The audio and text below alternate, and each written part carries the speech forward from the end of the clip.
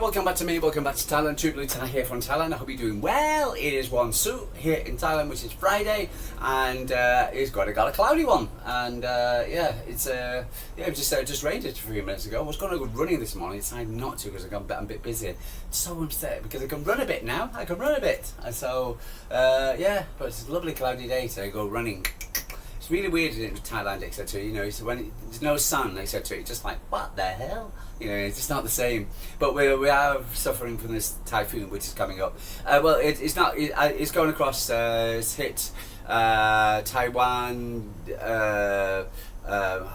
Hong Kong, etc. And then it's going to China, blah blah blah, and it's going up through, and then it's going to Vietnam and into Thailand, etc. Which is going to cross through the north of Thailand. Super typhoon Rago. It's causing it. I've seen some pictures of it so far, and it's like, wow, it really is.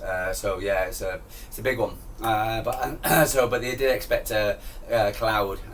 You know, I don't know how it works.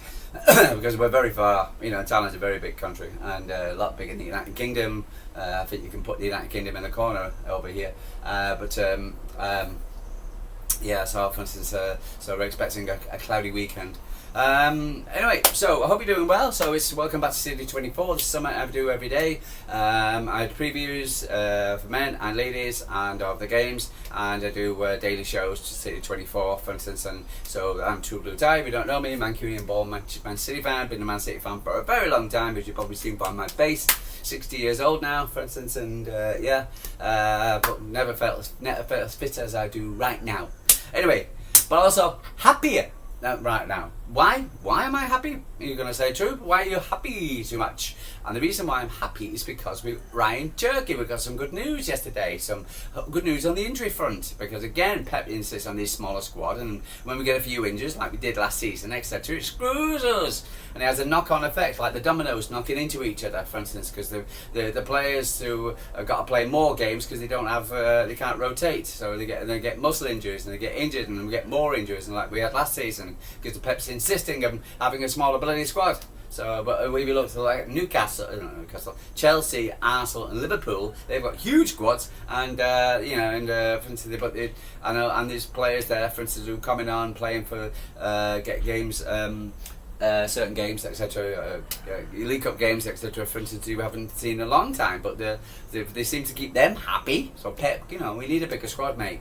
But good news that we heard back Cherki, because everybody was expecting, I was expecting him to be at least November before he comes back, and but it appears that it's suddenly his thigh muscle has healed very, very quickly, and probably thanks to Man City's amazing training, physios, and so he's now back in training, or expect to be back in training, or they were actually talking about his next game would be Everton, or you know, and I'm like, what?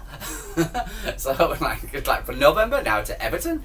So, but and also we heard good news about Omar Mamouche and Cherki and not Cherki, Ryan Ignori and AK. So, for instance, Abu Dhabi, for instance, all coming back after international break. So with Kovacic and also in training, which is also a bit of a surprise because we thought he would be back be end of the year before he comes back, but no, it's So good news.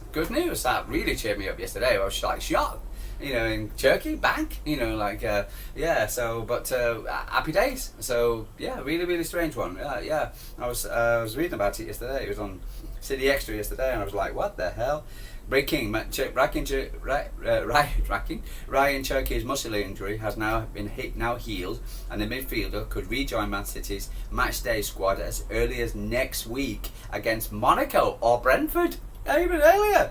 I'm like, what? It's like, what the hell? You know, and so good news, excellent. Really delighted, so for instance, but that was interesting yesterday. I just jumped onto this one. Man City are closing a deal to contractual agreement with Savinio, with the talks in an advanced stage. So this guy who's we expected to go to Spurs, and they offered a damn decent money, and me personally I would have took it if we could have got Rodrigo out of AC Milan. And so suddenly, for instance, he's got Savinio is now, we're going to sign a new contract. I know he's kissing the badge at Huddersfield. He Kiss Man City badge, yeah. And so what the hell's happened here? So, but he does need to do better, as far as I'm concerned. You know, I mean, to stop the flicks and tricks, and just, you know, take your man on and don't pass back. But there you go. Erling in business. So Erling was seen training, because I'm damn certain. Now here you go. Ryan Ignory now is expected to return to Man City training until the end of October. So at the earliest. So there you go. So but there you go. While there's hope of the France that Cherki could return before the international break, the view remains that that the clash with Everton would more like his return date. So yeah, but there you go. Man City expected Abdiy Kuzanov, Ryan Cherki, and Ryan Ignory, Omar Moose available for selection after October international break. There you go. That's what I heard. So excellent. So really good news. That was excellent news. I was really happy about that. So for instance, really chuffed me up, because again I think our squad is far too small, and you know, and when we do get problems, etc. For instance, you know, for instance, you know, I think it's just once you get 4 or 5 injuries and you're expecting players to play every single game, they've got to get muscle injuries, then it's going to be 6 injuries, 7 injuries, 8 injuries, and suddenly, you know, we end up like what we did last season.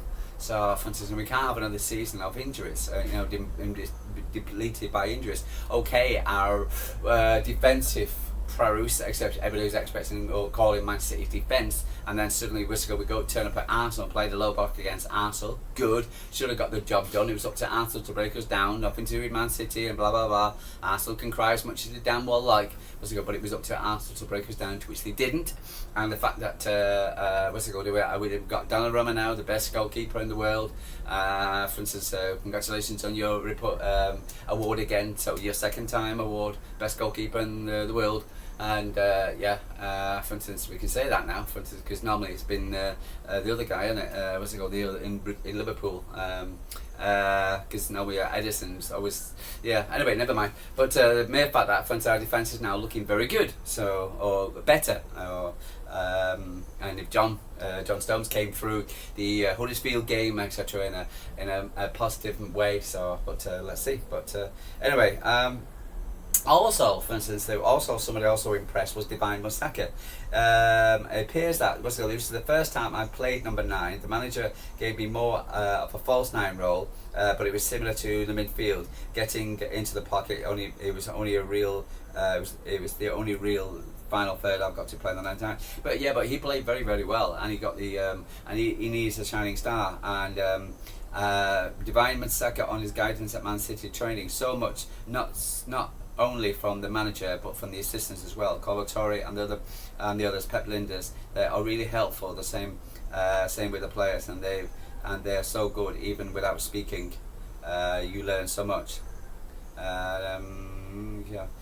Okay, for instance, Divine Musaka. I think on Phil Foden on Divine Musaka. I think he's the best I've ever played with.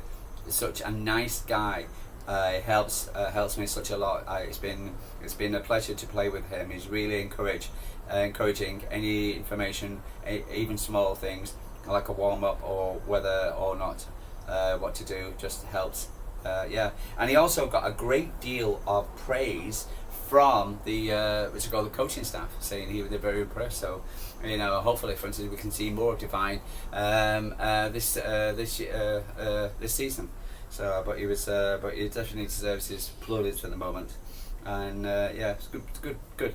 Aside from Nicholas O'Reilly, Academy star has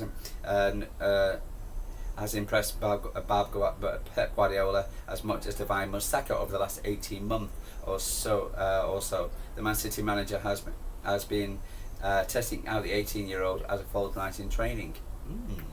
So there you go. So there you go. But despite Nicholas O'Reilly. Yeah, so there you go. So we've got some great players. Again, for instance, thing is, the likes of Chelsea want our players. I think I did what's it called?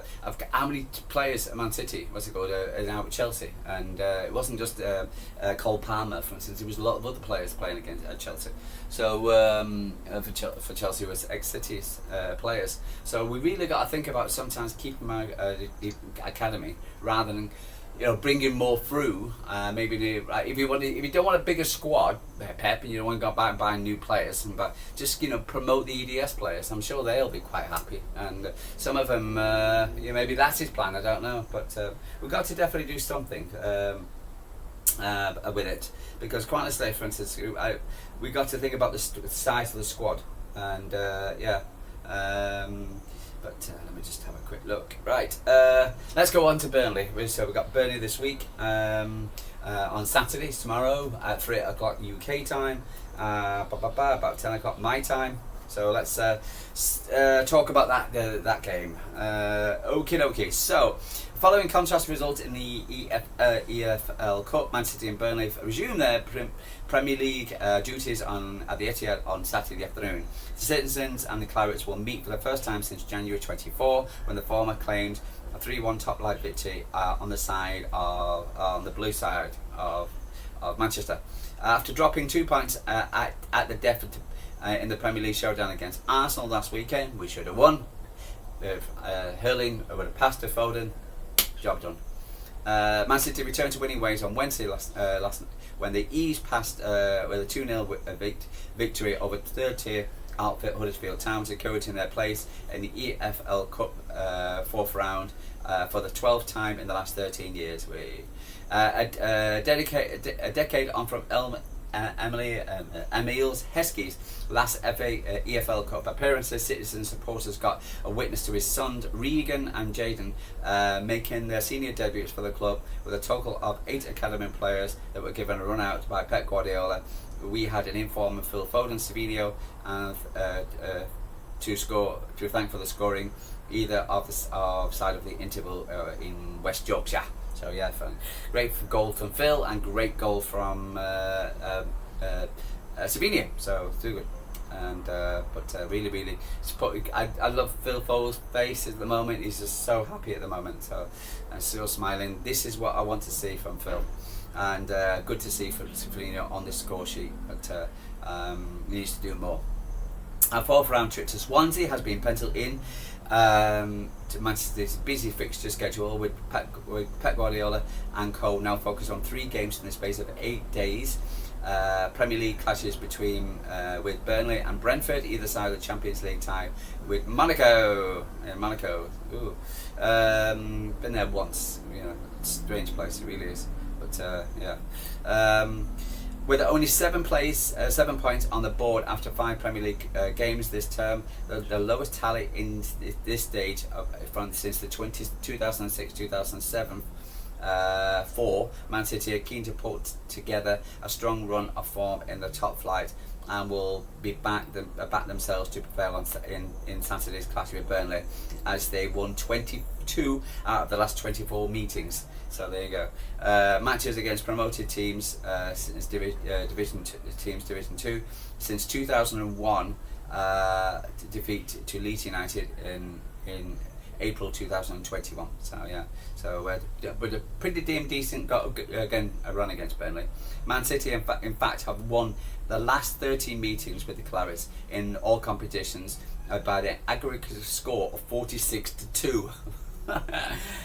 Only against Fulham 18, Watford 16, Bournemouth 15, West Brom 14 have Citizens have enjoyed a longer winning run in their history against a single opponent. But you never know, where to go. But while Man City were victorious against League One oppositions in midweek, Burnley suffered a surprise 2-1 home defeat to third tier promotions hopeful Cardiff City in the EFL Cup on Wednesday, crashing out before the fourth round for the successive seasons. So my Christ, again, that was at home as well. I know they played a weak inside, but still. Was it Cardiff and Wrexham now, isn't it? Ooh, interesting. So there you go. Zia and Fleming score second half strike inconsequently for the Clarets. and head coach Scott Parker was left disappointed after a much changed side fell a little bit short of standards up to a little bit. So embarrassing. But they did have a changed side, but so but Burnley have failed to win, which is weird. Honestly, Burnley need to focus. We should put out a full strength squad. I know they got City at the weekend, but still, come on. If you got to go for it. Between the League Cup, etc., could battle with the only cup they could win, really. Because again, it's not many in the competition, not many rounds, so they should have at least gone for it. Especially playing at home, should have played a stronger squad. But Burnley have failed to win any of the last 4 games in all competitions, including the last 3 in the Premier League. Most recently, holding Notts Forest to 1-1 home draw last weekend, and are currently 16th in the top flight with just 4 points, only one above the relegation zone. The Clarets will be up against it on Saturday as they are winless in their 19th visit to Manchester City. Drawn 6, drew 13. So there you go. So we have drawn with them a few times since a 5-2 victory in March 1963. It was 1 year before I was born. Here we go. They also lost each of their last 7 matches at the Etihad Stadium, conceding 25 goals in the process. So yeah, after keeping a record 30 championships clean sheets in 24-25, no Premier League teams have faced no more than 95 shots, more on target 25, and a higher XG at 10.5 than Burnley so far this season. However, the Clarets have taken some comfort to the fact that the Man City is on average 11 shots per Premier League game match this term, their lowest on record in a single campaign since 2000 and 2001. So we need to bring up those stats a little bit. I'm sure we will. I got confidence. Going into it, Manchester City's Premier League form, lost 2, 1-2, drawn 1. So, but we're going to put the losing thing, but we've got to keep an eye on, so I expect Man City to win. I'll give my prediction in a minute, but still, you never know. Burnley lost last 6, etc. Lost 4, drew 1, lost 1. So, So. But again, for instance, and they can defend, and for instance, and so it's going to be a low block, etc. But I expect Man City to break them down, especially the big man's playing. Man City will be out without injured quintets. Good enough, ankle, Mamouche, knee, Cherki, thigh, I ignore it, unspecified, ankle. Kovacic, Achilles, back in training. Erling Haaland has emerged as a minor doubt after coming off with a minor back injury. That shocked everybody. Against Arsenal, I'm still going to miss the midweek win over. He was dropped. He was not dropped. He was rested. However, Pep Guardiola is hopeful of the Norwegian, who has scored 67% of City's Premier League goals so far this season. 6 out of 9 will be fit to lead the attack. Looking at the City ladies midweek, for instance, Jayden Rose scored.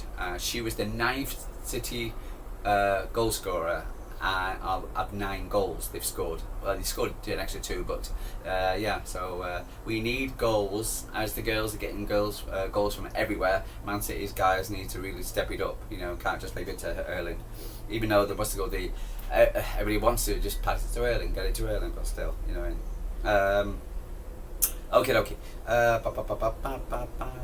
After freshening up his team by making 9 changes in midweek, Pep Guardiola is set to recall several star names, including Donnarumma, Diaz, Josko, Guardiola, Rodri, Reinders played.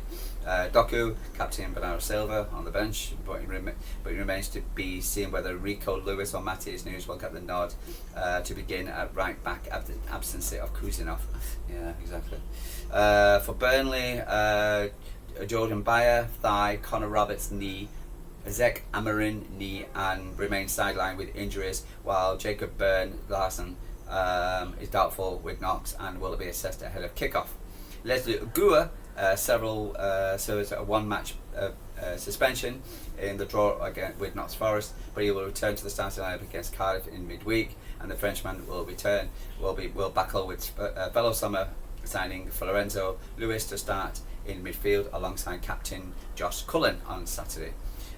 Josh Lawrence could be again deployed at the centre back in a 5-match defence. Low block coming alongside Hamid El Gadar and Maximum Alvarez, with a 35-year-old Kyle Walker. Hey Kyle!